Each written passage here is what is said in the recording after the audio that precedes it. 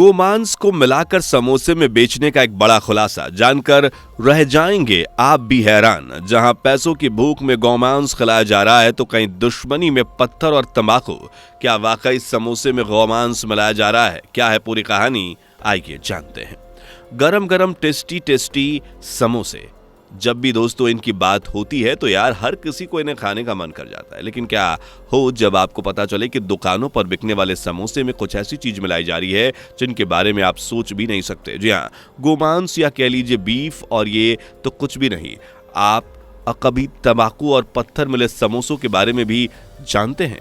यकीनन इन बातों पर भरोसा करना मुश्किल है, लेकिन हाल ही में जो खबर आ रही है उसने तो सबके होश उड़ा दिए हैं।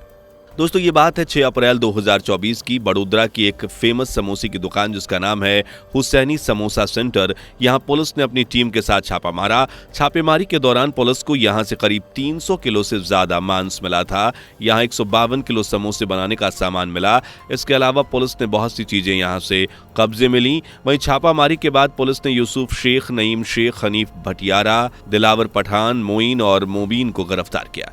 वहीं जब पुलिस ने उस मांस को जांच करने के लिए भेजा तो FSL में जांच करने पर पता चला कि ये तो गोमांस है। अब यहाँ सबसे बड़ा सवाल यह है कि समोसे की दुकान पर इतना सारा मांस क्या कर रहा है, और वो भी गोमांस।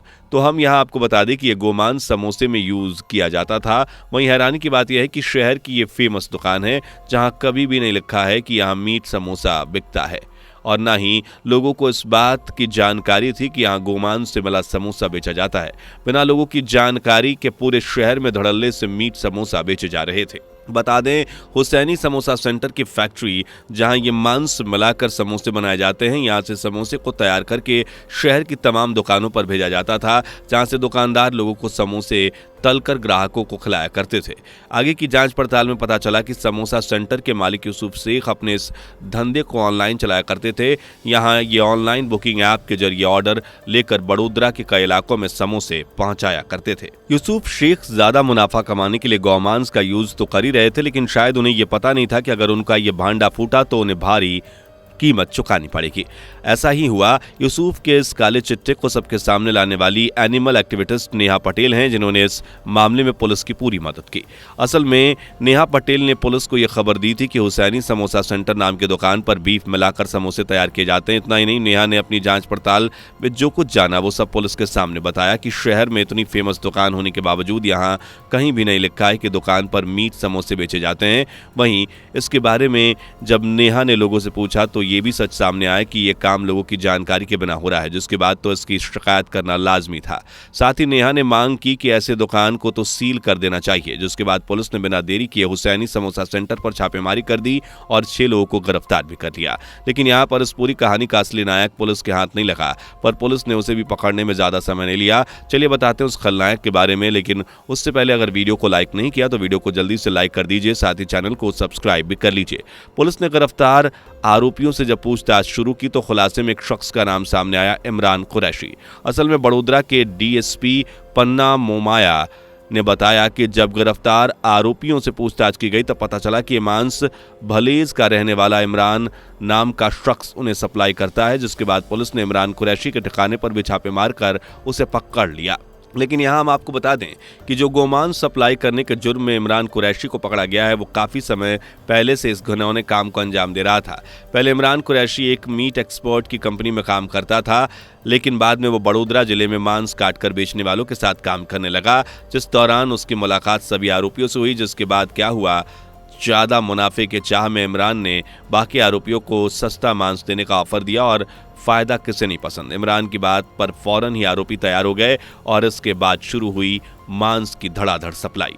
यहाँ मांस को संभाल कर रखने के लिए काफ़ी चीज़ों पर ध्यान रखा जाता था, जहाँ एक कमरे को एक फ्रीज़र की तरह तैयार किया गया था। इस धंधे में इमरान भी खुश और समोसा बनाने वाले भी खुश थे, और दुकान के मालिक की तो मानो निकल ही पड़ी। यहाँ गौर करने वाली बात यह है कि इन आरोपियों के पास इस तरह का कारोबार करने का कोई वैलिड लाइसेंस भी नहीं था, लेकिन फिर भी ये सभी आरोपी मिलकर मजे से बड़ोदरा की एक किराए की बिल्डिंग में 5वें मंजिल पर गोमांस भरकर समोसे को तैयार किया करते थे।